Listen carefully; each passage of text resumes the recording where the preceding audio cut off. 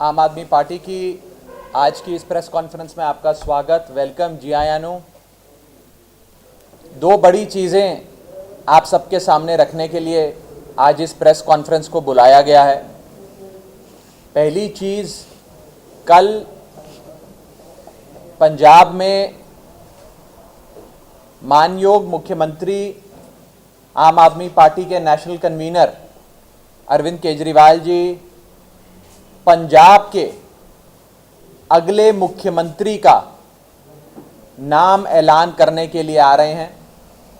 कल जनता से, लोगों से, आम इंसानों से राय शुमारी करने के बाद आम आदमी पार्टी आपका अगला, पंजाब का अगला मुख्यमंत्री कौन होगा उसका नाम ऐलानेगी।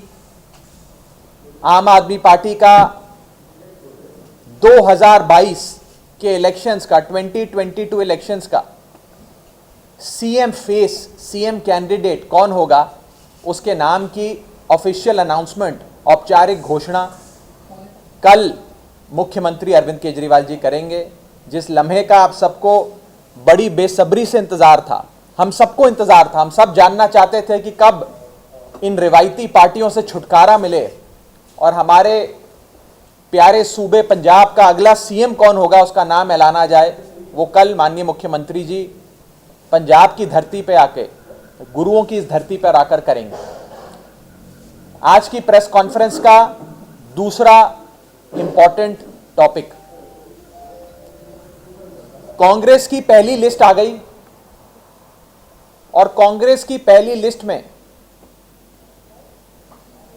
भाई भतीजावाद, डायनेस्टिक पॉलिटिक्स, बड़े बड़े नेताओं के बेटों को, भाइयों को टिकट देने का एक फैशन नजर आया, जिसमें फतेहगढ़ साहब के member of parliament Amar Singh ji के बेटे को रायकोट से कांग्रेस की टिकट मिली, अवतार हेनरी साहब के बेटे को जालंधर से टिकट मिली, ब्रह्म मोहिंद्रा साहब के बेटे को पटियाला देहाती से टिकट मिली। कई सारे बड़े बड़े नेताओं के रिश्तेदारों को टिकटें दी गईं, लेकिन मुख्यमंत्री चरणजीत सिंह चन्नी के अपने सगे भाई जो बस्सी पठाना में बहुत समय से जा भी रहे हैं और कांग्रेस पार्टी से लंबे अरसे से टिकट मांग रहे हैं, उनको टिकट नहीं दी गई। मुख्यमंत्री के अपने सगे भाई की कांग्रेस ने टिकट काट दी। मुख्यमंत्री के कुड़म महेंद्र सिंह केपी साहब, महेंद्र केपी जी आदमपुर से टिकट चाहते थे, उन्हें भी टिकट नहीं दी गई क्योंकि वो चन्नी साहब के रिश्तेदार थे। मनोहर सिंह जी को टिकट नहीं दी गई क्योंकि वो चन्नी साहब के भाई थे। तो कांग्रेस पार्टी ने आज ये सिद्ध कर दिया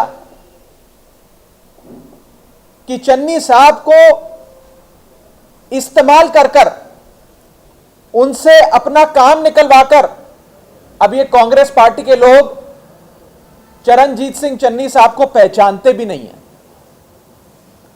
चन्नी साहब को मुख्यमंत्री आज हम कह सकते हैं कि शायद सिर्फ दलित समाज के, एससी भाईचारे के लोगों के वोट लेने के लिए इस्तेमाल किया गया था। मैं बड़े ध्यान से अपने शब्दों को चुन रहा हूं, इस्तेमाल किया गया था। लेकिन चन्नी साहब कि आज कांग्रेस पार्टी में इतनी भी नहीं वक़्त है, इतनी भी नहीं चलती कि वो अपने परिवार वालों के लिए 2 टिकटें ले सके। ब्रह्म मोहिंद्रा साहब के बेटे को टिकट मिल जाती है, फतेहगढ़ साहब के मेंबर पार्लियामेंट अमर सिंह जी के बेटे को टिकट मिल जाती है, अवतार हेनरी साहब के बेटे को टिकट मिल जाती है, लेकिन सूबे के मुख्यमंत्री चरणजीत सिंह चन्नी साहब को कांग्रेस पार्टी, उनके ना भाई को, ना कुटुंब को, किसी को एक भी टिकट नहीं दी। यह दिखाता है कि कांग्रेस ने सिर्फ चन्नी साहब का इस्तेमाल किया, चन्नी साहब को यूज एंड थ्रो किया, और उनका मकसद सिर्फ एक समाज के वोट लेने का था, एक समाज को अपीस करने का था। उनका मकसद असल में रिप्रेजेंटेशन देना, प्रतिनिधित्व देना नहीं था। कांग्रेस पार्टी का असली चेहरा आज पूरे एससी समाज भाईचारे के सामने, दलित भाईचारे के सामने आ गया है। हम सब के सामने कांग्रेस का असली चेहरा आ गया है। और मैं कहना चाहता हूं कि कांग्रेस पार्टी ये काम एक बार पहले महाराष्ट्र में भी कर चुकी। आज से करीब 12-15 साल पहले उन्होंने ऐसे ही इलेक्शन से पहले, इलेक्शन से ठीक पहले दलित समाज का वोट लेने के लिए मात्र 2 से 4 महीनों के लिए, सिर्फ 2-4 महीनों के लिए सुशील कुमार शिंदे साहब को महाराष्ट्र का मुख्यमंत्री बनाया था और अगले ही इलेक्शन में उन्हें बदल दिया। ऐसा लगता है कि चरणजीत सिंह चन्नी साहब को एक नाइट वॉचमैन की तरह, क्रिकेट की भाषा में कहा जाता है नाइट वॉचमैन, नाइट वॉचमैन की तरह चरणजीत चन्नी साहब का इस्तेमाल कांग्रेस पार्टी ने किया है, यह आज साफ हो जाता है। यह भी लगता है कि शायद कांग्रेस पार्टी के अपने प्रधान नवजोत सिंह सिद्धू साहब खुद ही चन्नी साहब की कुछ खास इज्जत नहीं करते। वो प्रेस कॉन्फ्रेंस करते हैं तो प्रेस कॉन्फ्रेंस के पीछे जो बैनर लगाते हैं, उस बैनर में सूबे के मुख्यमंत्री, कांग्रेस पार्टी के मुख्यमंत्री की फोटो नहीं होती, उन्हीं की फोटो गायब हो जाती। रोजाना सिद्धू साहब चन्नी सरकार पे भ्रष्टाचार से लेकर निकम्मेपन के आरोप लगाते हैं, मिली भगत के आरोप लगाते हैं। तो कहीं ना कहीं यह साफ नजर आता है कि चन्नी साहब की कांग्रेस में चलती नहीं है, लेकिन कांग्रेस पार्टी ने वोट बैंक पॉलिटिक्स करते हुए चन्नी साहब का सिर्फ और सिर्फ इस्तेमाल किया, उन्हें यूज एंड थ्रो किया और उनका मकसद सिर्फ उनके समाज के वोट लेना था, असल में प्रतिनिधित्व देना नहीं था। आज ये साफ तौर पे पूरे पंजाब के, पूरे हिंदुस्तान के एससी भाईचारे के सामने ये बात खुल के निखर के आ गई। आपका कोई सवाल हो तो आप नहीं, हमारे कांटेक्ट में नहीं है, ना चन्नी साहब के भाई हमारे कांटेक्ट में है, ना चन्नी साहब की कुड़म हमारे कांटेक्ट में है, ना चन्नी साहब खुद हमारे कांटेक्ट में है। हमारे कांटेक्ट में कोई नहीं। मैं उस पर आता हूँ, आई आंसर दैट।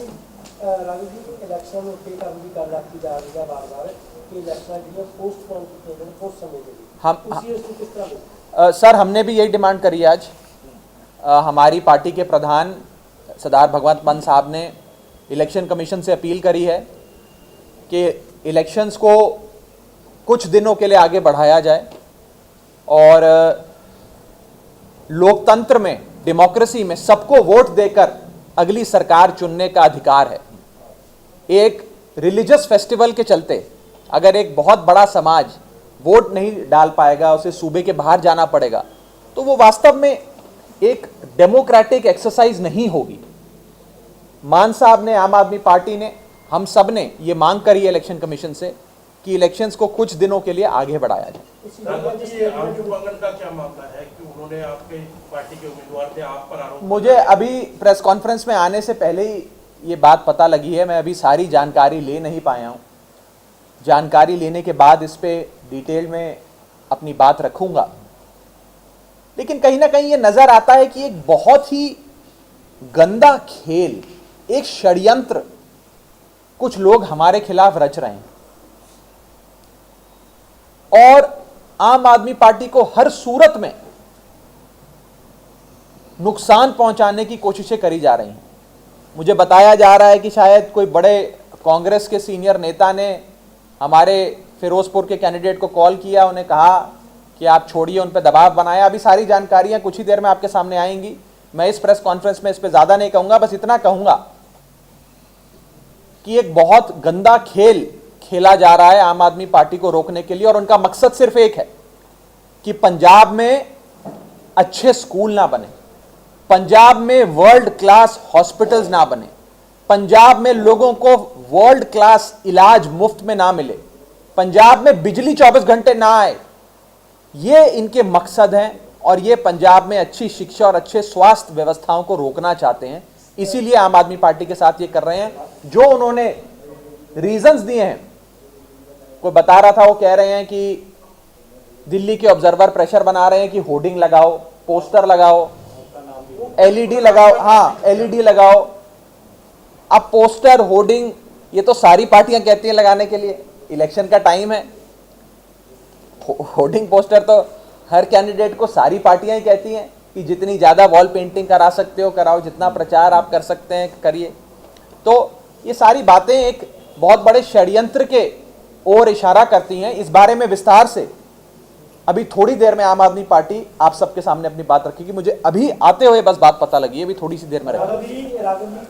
मुख्यमंत्री चरणजीत सिंह चन्नी के भरा टिकट देने के हक चो चौंस का विरोध कर रहे हो, ਜਿਹੜੇ दूसरे दूसरी लोगों को टिकट मिल गया ਤੁਸੀਂ ਉਸ ਦਾ ਵਿਰੋਧ ਕਰ ਰਹੇ ਹੋ, ਲੇਕਿਨ ਤੁਸੀਂ उसकी सपोर्ट कर रहे हो। आपस ਦੇ ਵਿੱਚ कॉन्फ्रेंस मैं बता रहा हूं, correct, I am going to answer. No, Aam Aadmi Party is not open for any such thing. Aam Aadmi Party neither sympathizes with Channi Sahab nor is in favor of Congress giving ticket to any relative of Channi Sahab's family. We have merely said that it appears that Charanjit Singh Channi was used as a tool by the Congress party to appease votes and appease people of a particular caste community. Their aim was not to give them representation. Their aim was to use them for their vote bank politics, and that stands exposed with Congress's first list. That is the short point that we have made, and how Congress party has done the exact same thing in the past also.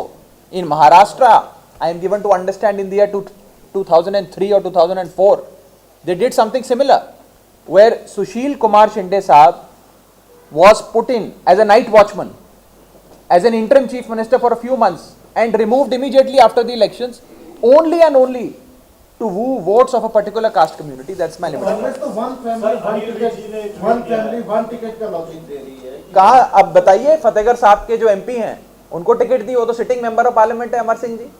उन्हीं के बेटे को फिर ticket दे दी। राहुल गांधी भी लड़ते हैं, सोनिया गांधी भी लड़ती हैं, तो ये वन फैमिली वन टिकट कहां से हुआ? सर, अनिल विज ने ट्वीट किया है कि दिल्ली के उन पर कोई बहुत ज़्यादा कमेंट नहीं करना चाहूँगा। मैं उन्हें बेस्ट विशेस देना चाहता हूँ। इलेक्शंस में सबको पार्टिसिपेट करने का हक है, भारत का संविधान देता है। तो मैं तो बस हाथ जोड़ के उनको ऑल द बेस्ट कहूँगा। मैदान जंग में मिलेंगे, इलेक्शन के मैदान में मिलेंगे। अब उनके साथ कितनी जत्थेबंदियाँ हैं, कितनी नहीं हैं, अलायंस हो रहा है नहीं हो रहा, टिकटें कैसे बांट रहे हैं, ये उनका निजी मसला है, पर्सनल इशू है। उस पर आम आदमी पार्टी और मैं बिल्कुल कुछ नहीं कहना चाहते, वो उनको हैंड करने दें। आम Aadmi party has always been of the opinion that every important decision must be taken in consultation with the people. आम आदमी पार्टी का सदैव से ये विचार रहा है कि कोई भी बड़ा फैसला लेने से पहले जनता से रायशुमारी करी जाए। ये कोई आम आदमी पार्टी का मुख्यमंत्री नहीं बनने जा रहा है, ये पंजाब सूबे की आवाम का मुख्यमंत्री बनने जा रहा है, पूरे सूबे का मुख्यमंत्री बनने जा रहा है। इसीलिए उस शख्स के बारे में, वो कौन होना चाहिए, इस बारे में आम आदमी पार्टी ने एक फैसला लिया कि हम रायशुमारी करते हैं। लोगों के लाखों में रिस्पॉन्सेज आए हैं, 15 लाख से भी ज्यादा रिस्पॉन्सेज आम आदमी पार्टी के फोन नंबर पर व्हाट्सएप मैसेज के जरिए, एसएमएस के जरिए, वॉइस कॉल के जरिए आ चुके हैं। और आम आदमी पार्टी की आईटी टीम बैठकर एक एक मैसेज को स्क्रूटनाइज कर रही है। उसके नतीजे क्या हैं वो कल आपको खुद आम आदमी पार्टी के प्रधान अरविंद केजरीवाल जी बताएंगे। हाँ तो बताएंगे ना, वही बताएंगे प्रधान साहब। हो सकता है कोई और है तो प्रधान साहब बताएंगे। हमने इस बारे में अभी सोचा नहीं है।